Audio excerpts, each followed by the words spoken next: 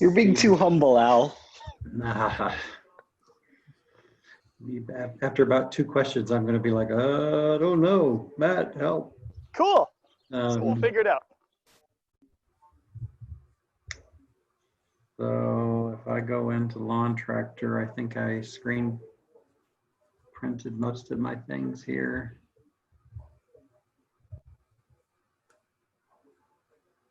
There's a long thread here. I just need to work my way back to it. Patience, gentlemen, patience. That's not it. On the left-hand side, if you go up to threads, you'll find it. One more, if I do threads here. What? Then scroll down I think I'm almost there. or up. Okay.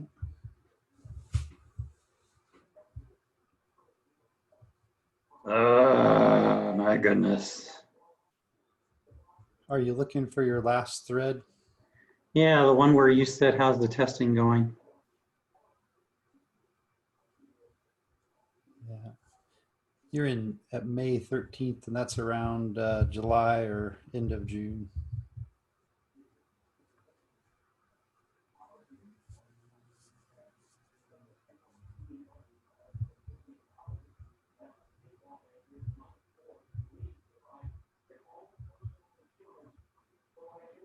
Shouldn't be this hard.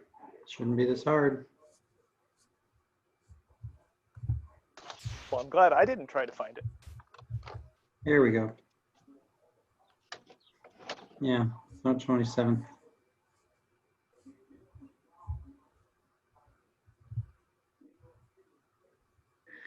So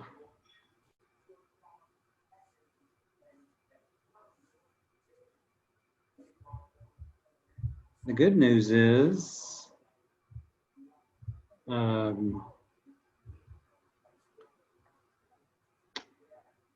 I am publishing an ODOM message, and I'm doing that using a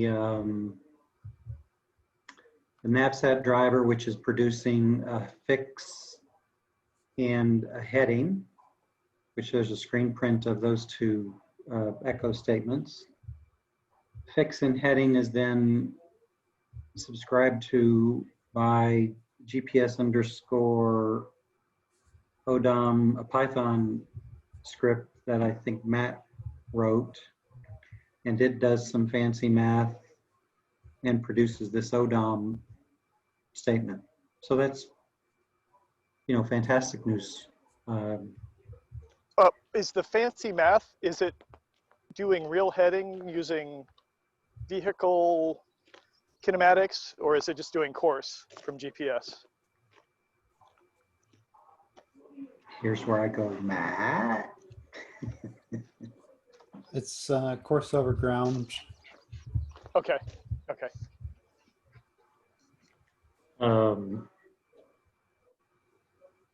So can I ask, what's the difference? I mean, would you expect a difference? Am I being stupid? Unless you're going straight, yes. Once you start, oh, because if you're, sorry to cut you off. Are you referring to like the turn of the wheels? So your heading is probably not going to be the same as your course over ground, especially depending on where you put your receiving antenna. As an extreme, imagine that your antenna is on the nose of your tractor and you've got the wheels cranked 90 degrees. So on my 560, I can actually do that. So I'm spinning in a circle. So my course over ground of that GPS on the nose is going to be off by 90 degrees to the heading. Okay. I think I can imagine what you're saying. So for high speeds and small corrections, small steering angles, yeah, it's going to be almost the same, almost always. Especially if you put the antenna near your pivot point, between the back, in the center of the back, the rear axle. So you can make it easy to get really close. But then things go awry. The worst situation, the easiest one to imagine is if you hit reverse, your course over ground will suddenly be somewhere around 180 degrees off of your heading. Oh, okay. Yeah, that is clear as day now. Sorry to interrupt, Al. No, that's good. That's okay. I was just getting back to, so these are, I'm gonna go back to the Ross lawn tractor, but I'm just at the same time sharing with you my instructions that I've written so far. So to try to get localization working, I start, my main launch file, which is basically a number of teensies that I've got running. I start the GeoNav transform package.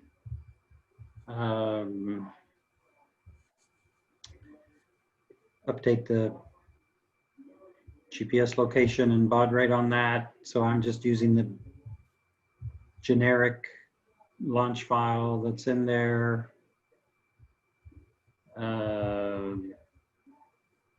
Confirm the transforms are supposed to look like this. Mine don't. We'll get into that in a second. Fire up this GPS ODOM and stop the stage stimulator out of the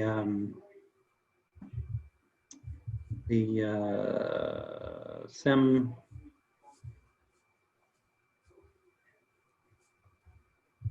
tractor launch file.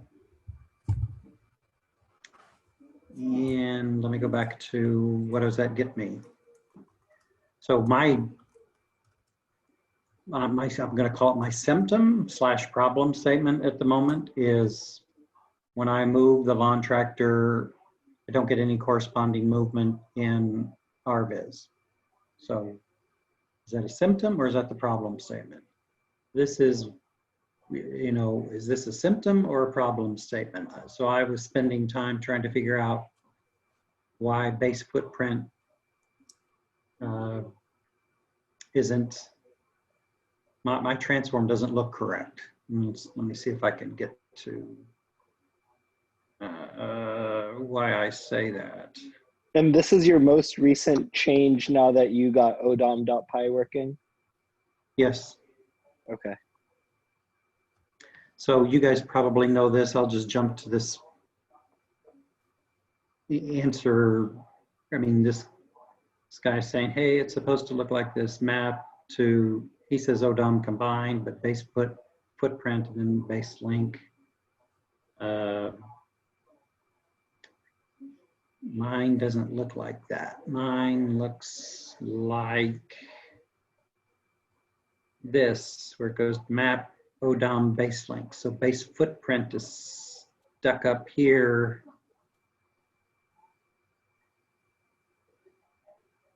Following, that guy's guidance. Base footprint is supposed to be sitting right there.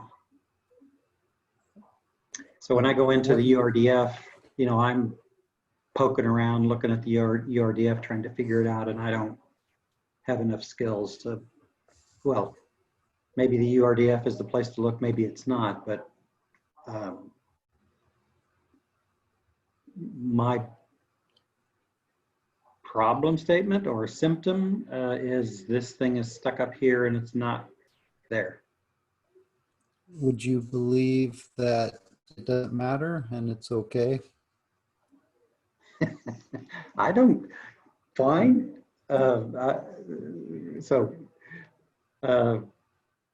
My tractor doesn't move in RViz. Okay, is that a problem? So your robot is listening for a command velocity message, and that's what makes it move. And what your robot needs to report back is its odometry. So right now you don't have an unbroken tree. It is a little frustrating. You see that base footprint there, and that is coming from the URDF for the lawn tractor for the simulator. But your robot, you can drive your robot around like that just fine. So that won't cause a problem with your robot showing up in RViz at all.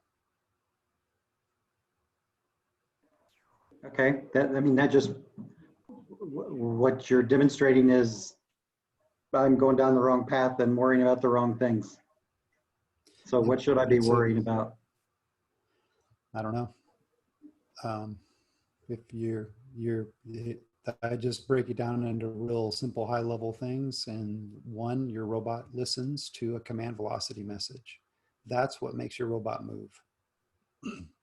And then second, your robot needs to report back its position, and that's odometry.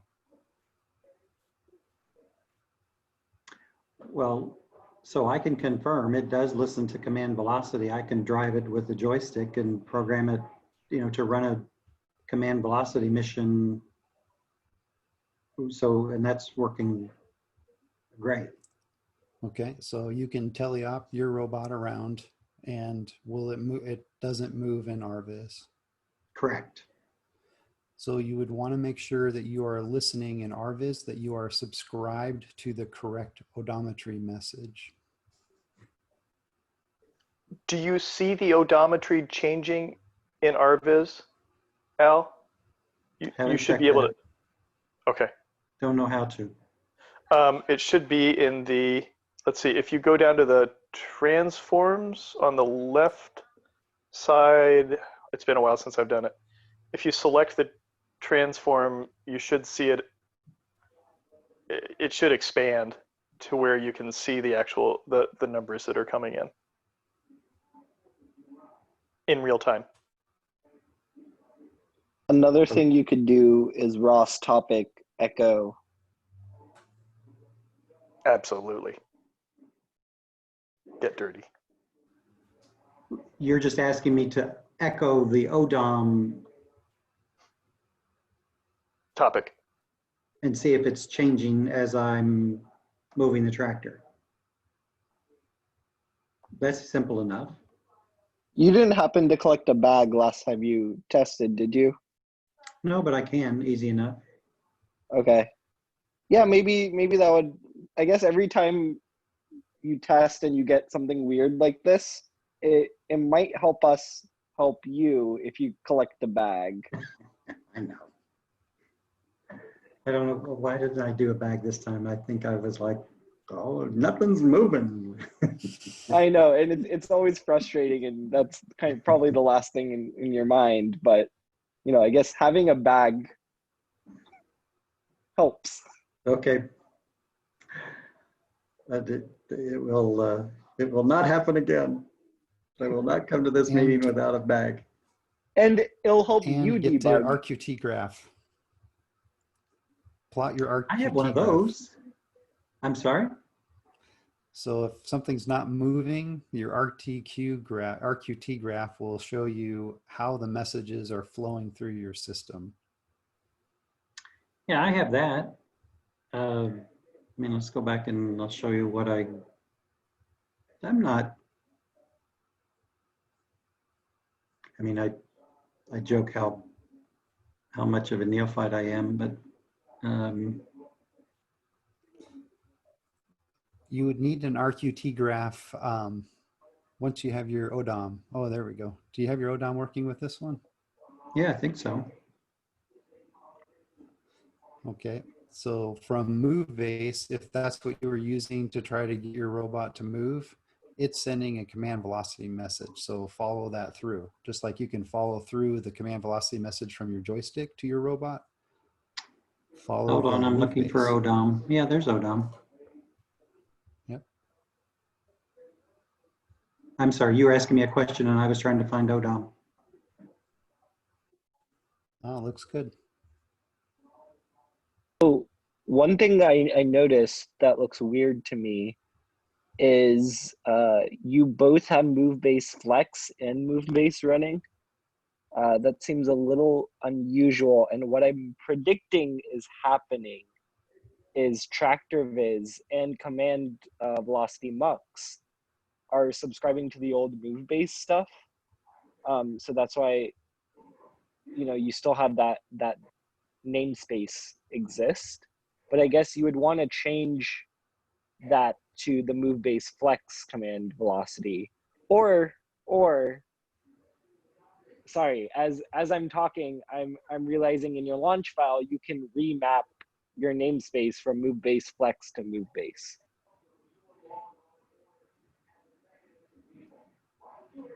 Either one, you'll have to change one or the other, because right now you're not gonna be able to use command velocities from MoveBase Flex because it's subscribed to the MoveBase command velocities. The problem here is this looks like the RQT graph for the simulator. And of course the simulator is going to work, but what we need is your robot, your tractor.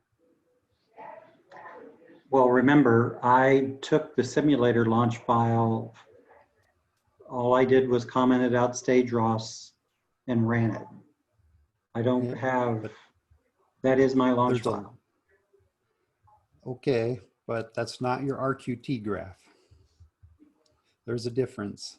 Unfortunately, there's a difference between the real hardware and the simulator. Well, I just want to make sure I'm being clear. I ran this with my lawn tractor running, not the simulator. I mean, this is meant to represent my real world. Okay. So this is not me messing around with the simulator. This is me messing around with my real world. Okay, so if you follow the joystick command, follow the joystick command velocity message through as an example. I don't remember. Let's see. On the left-hand side, it would have been joy. Yeah, there's Joy. It's a There's Teleop. joy node that goes to drive teleop, teleop command velocity mux, and then out to your robot.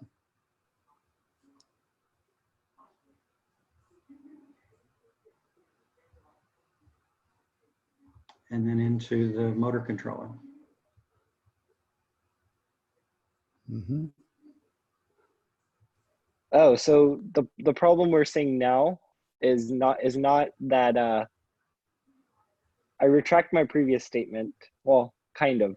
Right now, your MoveBase Flex is publishing directly to command velocity, and that means you're bypassing the mux. Good catch, So Benny. that is one small thing we have to adjust. Or Al, you can do that using a remap. So say those in, you know, small single syllable words. So right now, do you see how your MoveBase Flex? Yeah, I is, mean, I see, but where do you want me to publishing- remap that? Oh, remap that to command whatever command velocity variant the mux is subscribing to. So it's You want subscribing. that to be going into here. Correct. Should MoveBase Flex and MoveBase both be running at the same time? No. No, and I don't think MoveBase is running right now. I think it's just because things are subscribed to MoveBase topics, so you still see it. It still shows up on your RQT graph.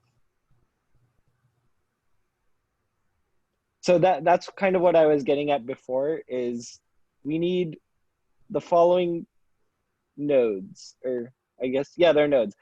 Command velocity mux, tractor viz, and drive teleop to remap to topics that are called move base flex cancel, move base flex command velocity, and move base flex tab local plan or ROS local plan. I mean, we have record going on, Matt.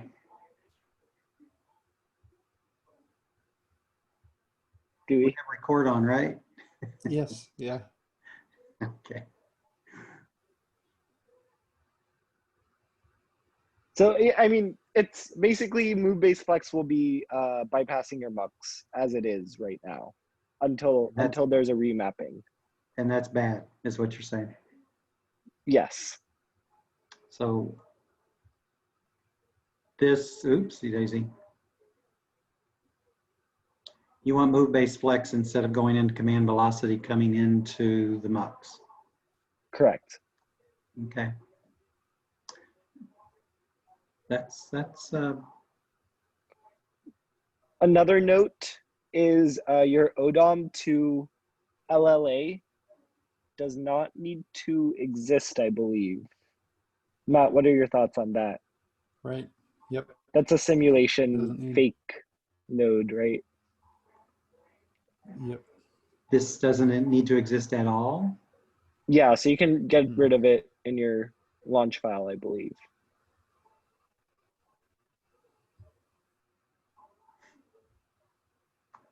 Okay. I'm glad I produced this, Yep. but I'll still produce a bag file too.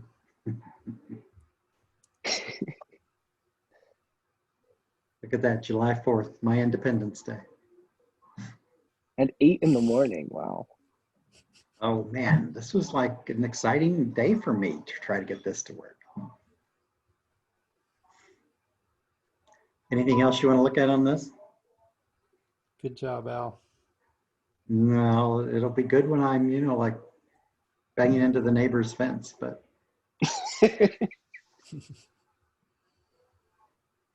That's quite an aspiration. yeah, well, haven't all of you guys hit something? You know, I've got to catch up with you. I hit my own stuff. Yeah, okay, that well said. Only because my neighbors didn't have a fence. But Kyler, you're saying that your neighbors have your stuff? I'm saying that one time I forgot about a tractor and it ran over my neighbor's field. Okay. That's why I do everything in simulation. Can't hurt something that's simulated. It's not nearly as joyful when it works, though. That's true. For me.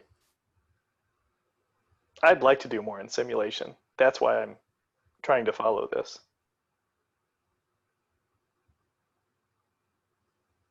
Well, we've got a demo from Alan tonight. Uh-oh, that means I'm up. Work. All right, let me See see if you're here. ready. Yep, can you hear me fine? Yep. All right, let me see if I can share. Okay, you guys can see my blank screen probably, right? Yep. Okay. Is this the paper space? No, no, I didn't get that far. Okay. So Vinny hooked me up with Paperspace, which is a cloud environment. And it really is pretty cool, right? Once you create your machine, you have a little link to your machine. You just click the link and it takes you right to your computer in the cloud. And so that was very nice. I didn't have to do a whole bunch of jumping around to get there. But I do, it's a new, that was to a Windows machine. Now I need to get a new Ubuntu machine set up, and they don't provide a Sure. GUI. in the clouds. You have to put a GUI on your own machine, and I think was it XRDP that you suggested? Yeah, no, it was XDFE. Is that Okay, something? something like that. Yeah, it's in the notes, but that was I haven't done that yet, but I've done that before previously, so it Sure. should work pretty well. So, Because my Kyler, runtime. Oh, go ahead. oh, I was just gonna say, Kyler, you had mentioned RoboMaker earlier on the call, and I spent a few days messing around with that, and I couldn't get it to work the way I wanted to. So Shoot. my alternative is just checking out a box in the cloud using Paperspace and running there. Cool. But by the way, I've been spending the last month and a half making something like that. I use XPRA for Linux, and it has an HTML5 client. That's how I'm giving people access to their own instances on Amazon for now. Cool. Sorry, Alan, I didn't mean to. No, that's fine. That's a good question. And the reason that we're looking at using the cloud is that my computer, my local computer, I think is actually a pretty decent computer. I've got 16 gigs of RAM, but my runtime ratio, or whatever you call that, real-time factor is 0.1 or 0.11, something like that. So it's somewhat slow. I mean, it looks like it's moving, but it's still a little bit slow. So a couple things I just want to mention, and you'll see these once I start up the demo here. We added simulated LiDAR, one on the front and one on the rear. That's probably still not my end state goal, but that's what we're using right now for the simulation today. I added simulated plants as obstacles, so you'll see how the LiDAR detects those plants. And then I probably won't demo it tonight, but I think I demoed it once before. We've added GPS waypoint navigation, and I think the way I described that, I think somebody used the word breadcrumb before, and that's really what I have set up. And so we can follow the breadcrumbs, and I can record the breadcrumbs. So anyway, we've got that piece set up and running. And then, okay, let me start this. And then I got a couple other things I want to show you, but let me start it up first. By the way, I'm just getting a blank orange screen. Is that what all of you guys are getting? Yeah, I'm just starting it now. Here we go. Now can you see Gazebo? Yep. Okay, so here we have the, you see the blue lines are the LiDAR from front and back of the rover, and then the plants and the shadows from the plants. The LiDAR can't see through the plants, obviously. So that's the Gazebo view. And then let me start RViz. So while you're starting, I have a question that might, get us off the rails. But That's fine. in real life, I don't know, does anyone on this call have experience with two LiDARs like that in close proximity? I've always been told, and I know like the self-driving car companies have ways around this, but I've always been told naively that the two LiDARs will interfere unless you do a lot of work to get them to not. I'm pretty sure I've seen some that are made to sync, or they vary their rate, kind of like the ultrasonic sensors will vary their rate. They'll put some dither in it. But I do not have any experience with it. Or if it's a planar laser, just put one slightly higher than the other one and they won't be seeing each other. Sure. Okay, yeah, just bringing that up in case you end up building this like that and you run into that issue. Yeah, let me find the chat window here too. I was going to put maybe it's over here. Here we go, chat.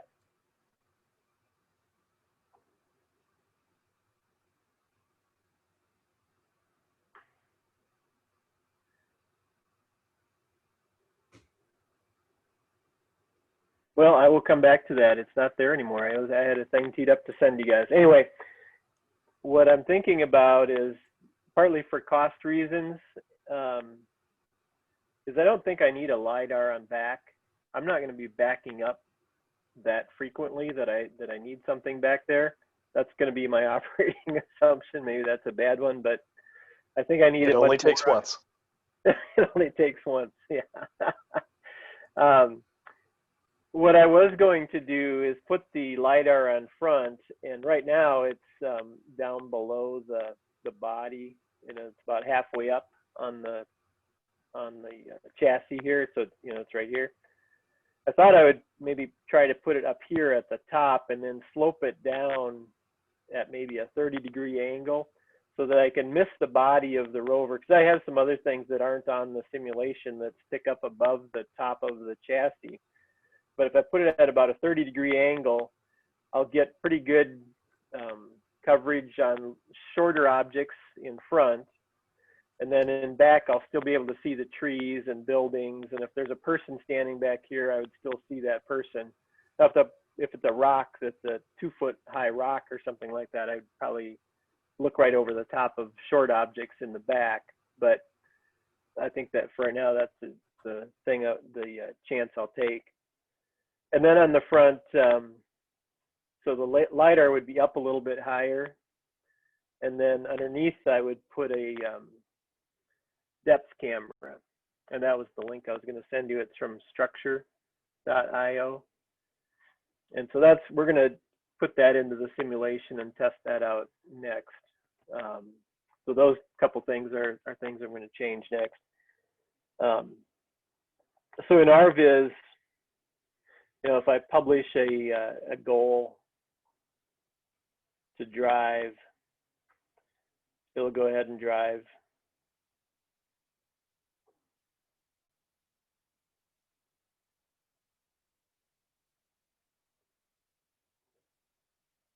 So that's the easy case, right? Just driving straight down the row. And then the little bit harder case is, let's say I'm here and I want to go drive down this path.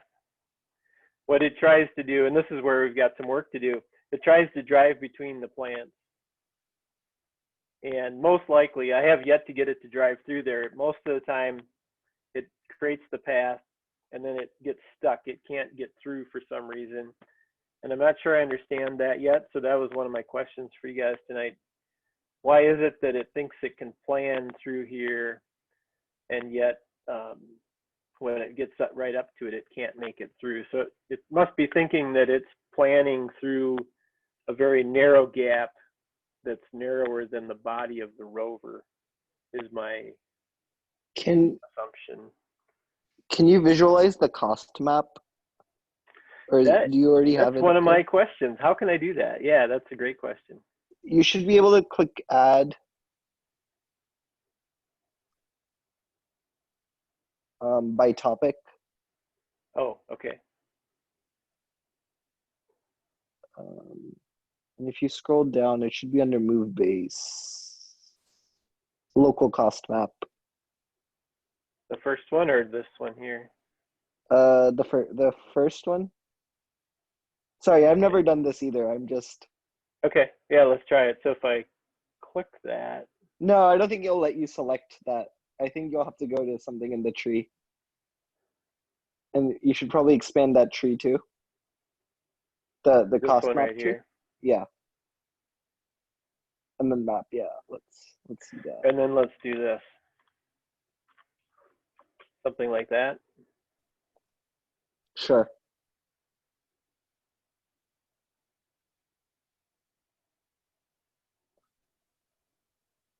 And then if you go through that again, so if you add another topic, there's something called local cost map footprint. I don't know what that is, but I'm imagining that is. Yeah, let's see that.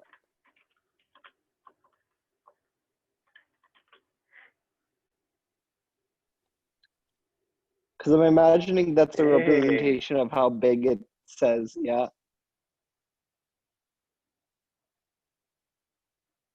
So I think your theory was correct.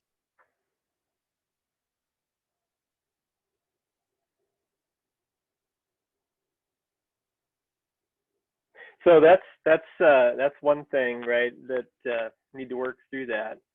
And now, one thing that I found is something called RQT can reconfigure, and this is pretty slick. So I'm going to start that in another window here.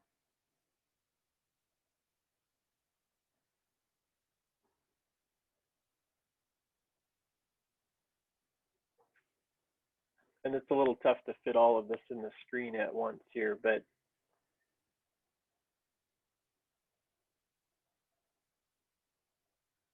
so now I have my local planner, and these are all, many, many different variables that can be set. I could go into the code and set these, hard code them, right? But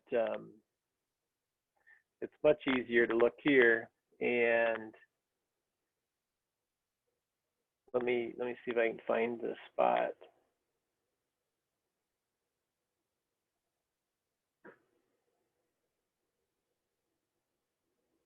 I should have written it down. Oh, inflation distance right here. So what I want to do, if I was in this path, right, and I want to drive to the second path, I want to go to the end of the row and back down to get into the other row. So if I change the inflation, this worked. I think this was the one I changed the other day.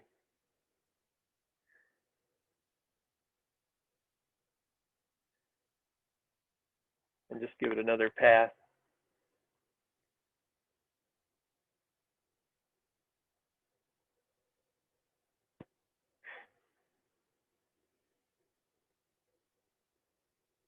Oh, I hate when that happens.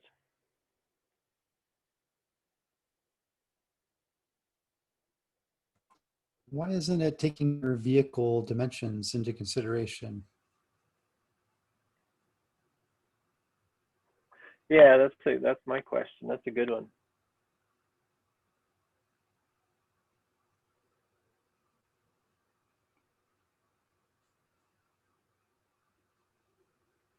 So it seems like when you're adjusting inflation distance, it's not necessarily adjusting the cost map. Yeah, it's making me wonder if I'm in the wrong place here. You should be under But it is changing the local path it's cost map. computing.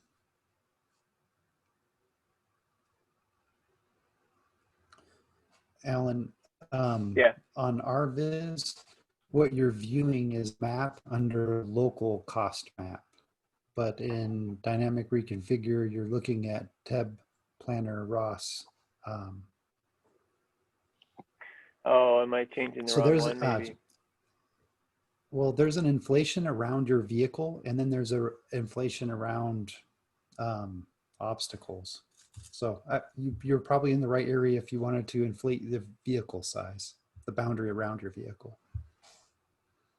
Oh, so go back here. So you think this one might be? Well, one's your vehicle and one's the map. Obstacles in the map.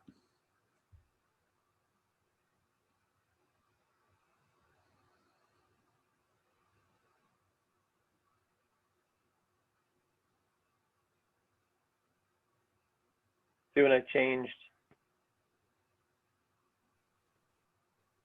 So anyway, I'm probably not in the right exact spot here, but this was pretty neat to find because the amount of time it would have taken to go hard code these changes, restart everything,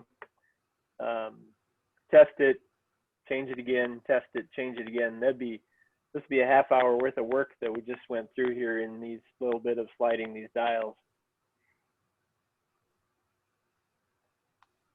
So yeah, messing with the inflation distance sounds good. It also could pose a problem, right? Because you want your rows of plants to blend into each other, but you don't want it to constrain how wide a row looks, and you might run into that issue. Like if it fills this center gap too much. Right. squeeze in this way too far. Right. So one trick I have used in the past is you run a clustering on the point clouds, and then you say like, okay, this is considered a cluster, and then you call that one object, and you simplify that to like a giant wall. Might be a bit computationally expensive. So obviously, I would you would prefer the inflation layer approach, but if you run into that, you might want to look into scanning density clustering and just calling that a wall and saying, okay, I can't go here. So you would consider this whole row to be a wall. Right. Turn it off. So it's conflation. Dilation, maybe. What was the original problem here? You didn't like the fact that it's trying to drive through the row and say going to the end of the row? Is that what That's right. Yeah, that's right. Well, did you specify your target point at the end of the row, or did you specify it on the other side of the row? If you just if you tell it to go straight down the row to the end, it should do that. It shouldn't be trying to go through the row in the first place, which eliminates eliminates the whole problem you're talking about here. Yeah. So if I set the goals, and this is really, I mean, this is probably, I think I'm going to be using the GPS tracking anyway. This was kind of to demonstrate this capability of the ArcQT can reconfigure. But you're right. If I put the target inside this, in between the two rows where I'm already at, then it'll go to that point fairly well. The only thing I think, Vinny, to your point earlier, if I make the inflation too high, there's not enough room for it to turn around in between the two rows, and it'll kind of get itself stuck that way. But to Jeff, to your question, what I was trying to show is, you know, the rows here only end, they end right here. This is the end of the row. And if I try to tell it to drive in the other, to go down the row this way, it should go to the end and then over instead of trying to make it through. Or if this path, It's doing exactly what you told it to do. If you said you're here and go over there, it's going to go right through the row because that's what you just told it to do. So if you wanted to go to the end of the row and then turn around, you have to specify go to the end of the row. And once it gets there, then you can do something to get it into the next row. yeah, It's trying to find the shortest path to get to where you told it. That's going right through the middle of that row. yeah, maybe you missed it earlier. The issue is this, it won't actually go through that spot. It's going to sit here and replan and replan and replan for a long time. So there's something that it's kind of stuck right here. It really can't make it through that spot, even though it looks like it's trying to. So that's why we were messing around with this, trying to figure out which setting to change to get it to be able to actually get through, or replan so that it goes around the end.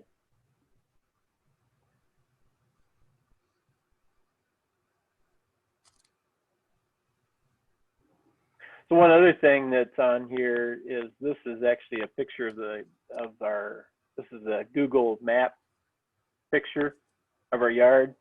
So we superimposed the plants into the yard, and that you can just, that was just a turn it on and turn it off kind of a thing here. So that was kind of fun. Not sure it adds a whole lot of, but you can actually see where you're at. What is the type for that aerial map display? Is that a built-in function, or did you say put an image in, you just called it aerial map display?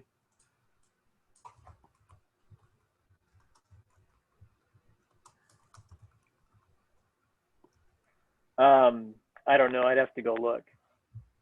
So I know how MapViz works, and MapViz is a similar to RViz, but it's 2D.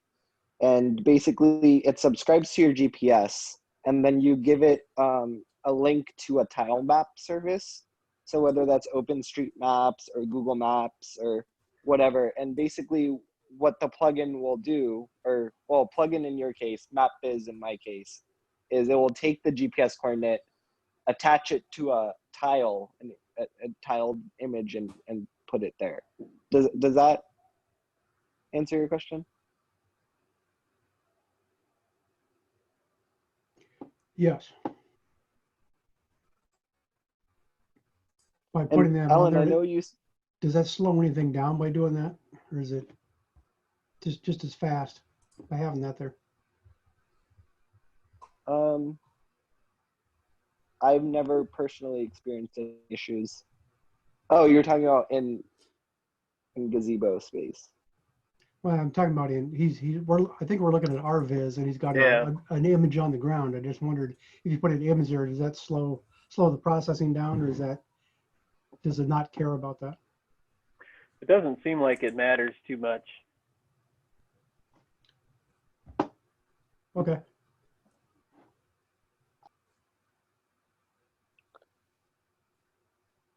And Alan, I know you said it doesn't, you don't know how useful it is, but I've actually been in situations where having that visualization is what told us, you know, our IMU was on the wrong way or something like that. So it does help. Yeah. When you can compare what you're seeing with the world around you. So the other thing, one last question here. Under pose array. So if I remember right from that class we took, Matt and I took a class earlier this year, the pose array, if I remember correctly, is where it thinks it's at. Is that it's based on all the inputs that it's receiving. So it's really not very sure where it's at, if I'm understanding that correctly. Can you show us, can you expand what your pose array settings are? So that's the pose array of the particles. What does that mean? So the way I guess this LiDAR is sending out, yeah, basically change it to the other topic you're saying. I think that might be better. That one doesn't seem to be showing. It's an arrow. Okay. From what I remember, some LiDAR drivers will send out particles in pose array form. And I think that's what that is. I don't think that's actually a pose of your vehicle. That has something to do with the LiDAR. Yeah, I mean, to know for sure, you should look into your RQT graph and see where particle cloud is coming from. Okay.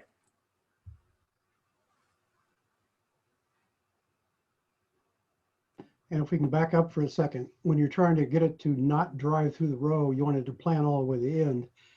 What that's doing, that's it's trying to plan a global path.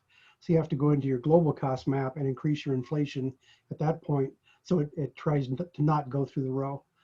So your local planner and your global planner are using two different inflation around the object. So number one, you got to turn on your global, what do you call that, global map, whatever they call that. So yeah, because right now we're visualizing only the local cost map. Yeah, that's the local one. So turn off the local cost map and turn on your global one, and you can see how big it thinks those objects are, and then inflate that one. And that way it'll just leave a path right down the middle of the row is the only place you can go. And then it may plan where you want it. Ooh, I like it. Okay, so I'm going to look here for my global cost map right here, right? Yeah. I don't know what the difference between map and footprint is, but turn that on and see what it looks like. Yeah. So the footprint is just a polygon representing the robot, is what we found out.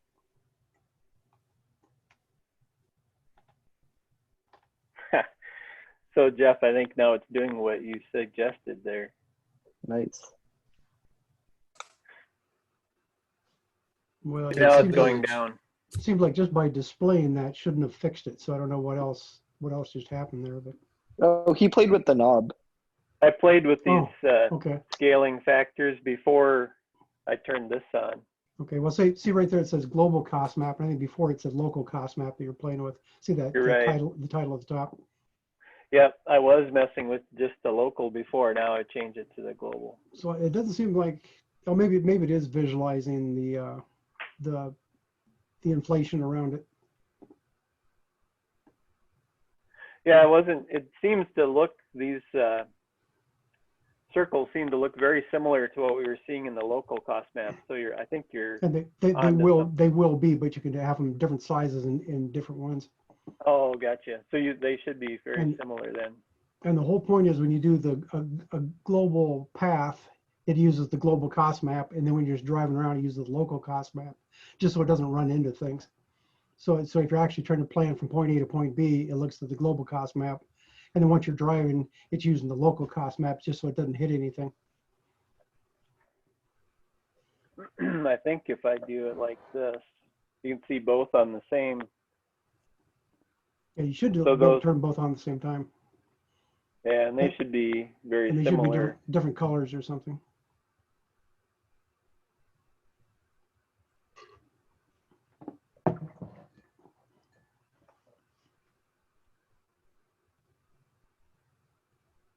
So I'd like to retract my earlier statement about the pose array. I think that particle cloud, and sorry, I'll let you finish this. Oh, I don't know what I'm doing. I'll go. Okay. I think the localization scheme you're using is AMCL, adaptive. Oh, Monte man. Carlo. Monte Carlo localization. I was thinking of the L in advance. So basically those are all the initial guesses it uses in its Monte Carlo to figure out where the robot is. I think you would really want to visualize that if you're debugging the localization, but I think otherwise it might not be very useful.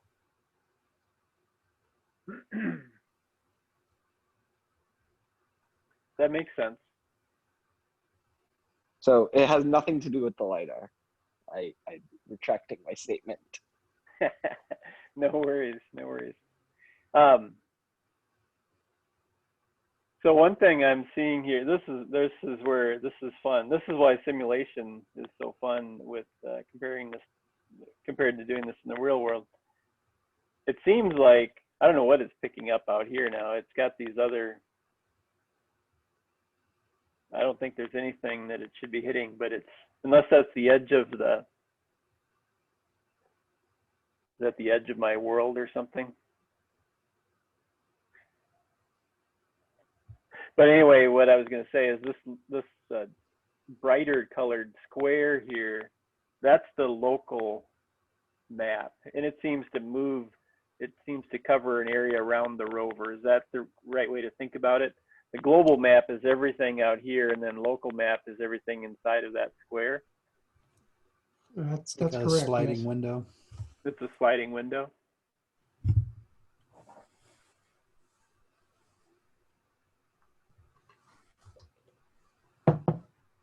Well, cool. Well, good.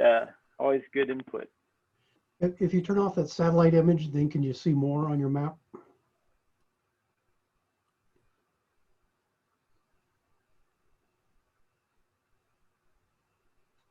And turn off your local cost map so we can just see the global and see if there's any.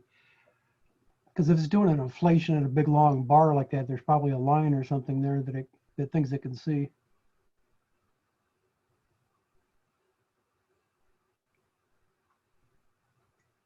I don't know, there's some kind of a shadowy thing right there. So global cost map has some sort of a memory. Does it? The global cost map is built from when you supply a map. Say, here's the map of my building or the map of my field, and that's what you store on the hard drive. So when you start it up, the map server goes out and grabs that and use the phrase that you seed the cost map. So basically it takes whatever's on that map to start with and then builds these the points on the global cost map, and then the inflation builds the big clouds around them. So that's where the stuff comes from. So So do you- global cost map is taking in sensor input, correct? Because we can see it. Or no? I was never clear on if global cost map is showing you the sensor data or not. But when he played with the inflation distance on the global cost map, it didn't make a difference.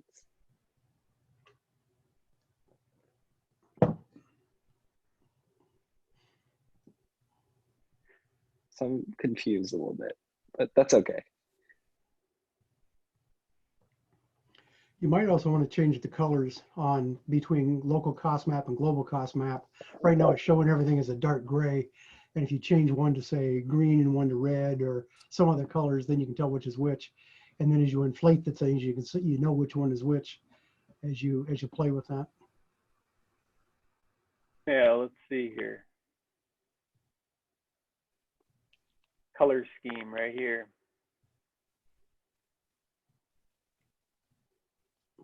Maybe cost map is what you want. There you go. And then if you look at the other one, that's the global one. So if you look at the local one, I don't know if they're going to be the same colors, or you might have to change the colors to see the difference. That's map.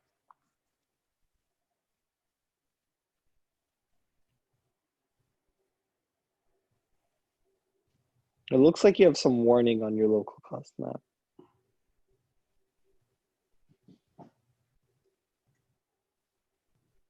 No map received. What? Okay. Oh, But by having the different colors there, you might be able to tell a little better what's going on. yeah, interesting. That is really helpful to change it. It is kind of weird. I don't think we saw the status problem before either.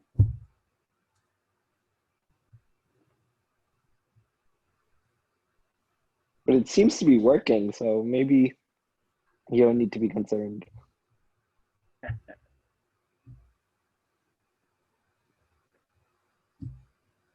Probably. So if you look at your window where you started, say from your launch file, it's probably putting out error messages saying no map received. So you'd probably see them there also. So one difference you might see in the real world, oh, there it is. Oh no, that's something else. One difference you might see in the real world that I know I've seen is when you have imperfect localization combined with LiDAR scans, when your robot makes sudden movements that it takes some time for the localization to get, but your LiDAR will get it immediately. It's going to leave streaks on your cost map. So I would look into getting some sort of decay function on your cost map. I don't know if there's a default one. I remember I had to build it myself because we were using the map message types, but we weren't using it necessarily with the nav stack. But you might end up with streaks on your map, and your robot will just like suddenly stop and ask, or you'll be like, why did it just suddenly stop? And you'll look in the cost map and you'll see they're random blobs that don't expire. So you want the, if it senses an object, so to speak, senses an object, right? It's a phantom type object, not really there, or it was, and then you moved and it's not there anymore. You only want that object to last maybe 5 seconds or something, and then go, the whole map gets clear, everything gets cleared. That might be a little bit extreme. I was just thinking like a % decrease every time step. But now that I'm thinking about it, I know MoveBase has recovery behaviors, and a recovery behavior is triggered whenever you're stuck or supposedly stuck, and one of the default recovery behaviors is clear cost map. So maybe it won't be an issue. And maybe it was an issue I faced because I was outside of the nav stack.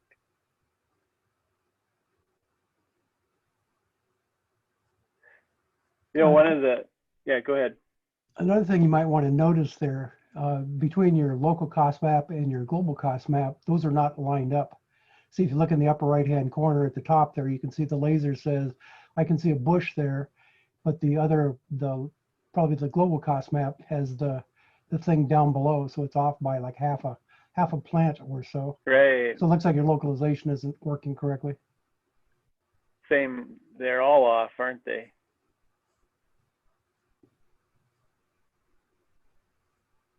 So when you started with a global map, did it have the plants on your global map?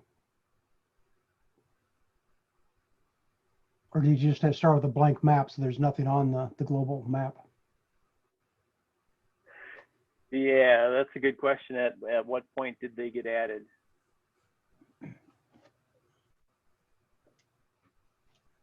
Well, and I think maybe related to that question, and I don't know the answer, Jeff. I'm gonna have to look into that. You know, I've got this aerial map display. I guess my assumption is that this aerial map display is not being used in any fashion within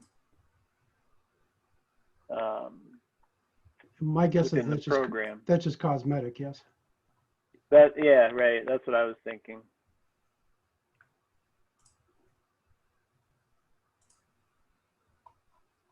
But what AMCL will do, it takes your global cost map, which you should have loaded from your map from the hard drive when you started, and that should have any objects already on it. So if you've got rows of plants, those should show up on that map to begin with. So then what AMCL does, it takes a laser scan and says, oh, I expect a plant to be at this location, but it's not. So it nudges your ODOM marker around a little bit until it lines everything back up again. So it's actually trying to compare what's on the map to what it sees. And if those two don't match, it tries to realign everything. So if you're seeing objects right now, if you're seeing the plants with the laser scan right now, it expects those to be on the map that you started with. So depending on how you built the map, if you did either did a SLAM to create the map, or if you just you may have just created a blank map. Let's see, how could we see that? On your display stuff on all the stuff on the left there, if you go up there, you should have one just called map. And if you just display just the map, if you turn off your cost maps and then turn off your aerial display so that's not in the way. Oops, let's see. Oops, hold on. Went too far. I was going to start PyCharm. Okay, so I got that. Let's see.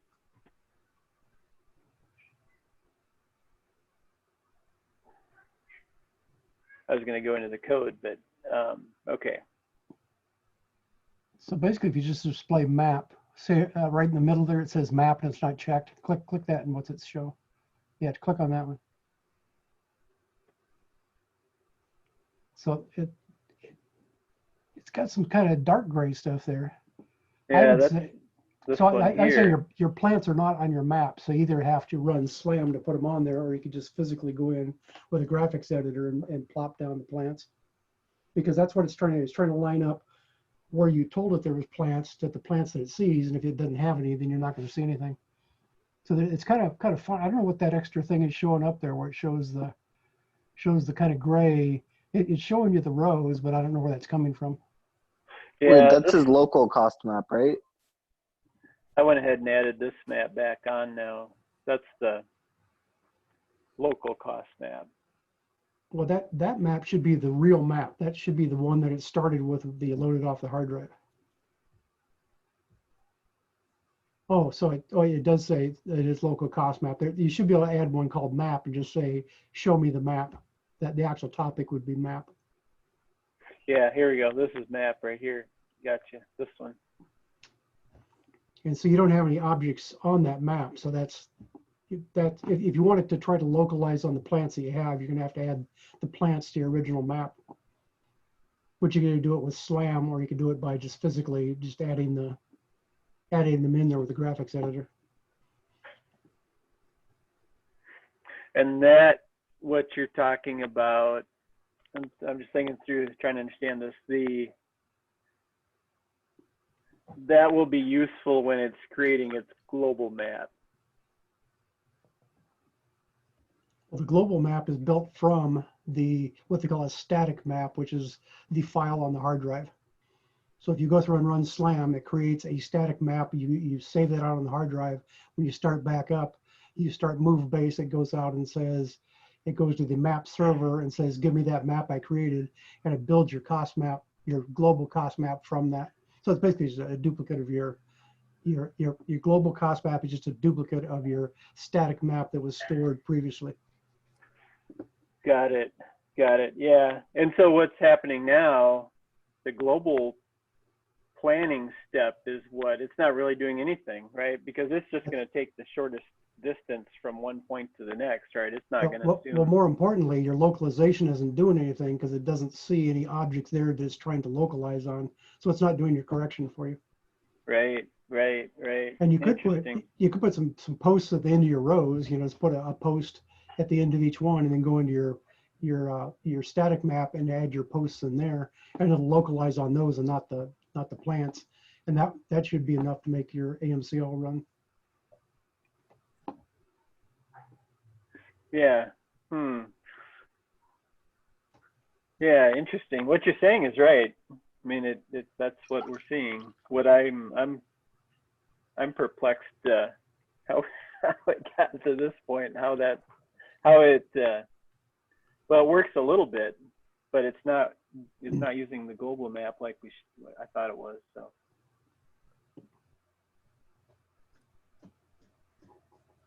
Well, very Looking good good, input. Alan. Good job. Vinny, All sorts looking of fun. cool. Yeah.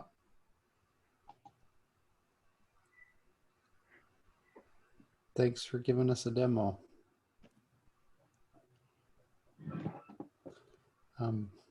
Anything else for tonight? All right. You guys have a great Good. week. Thanks for your input, guys. Thanks all. Good night. Bye.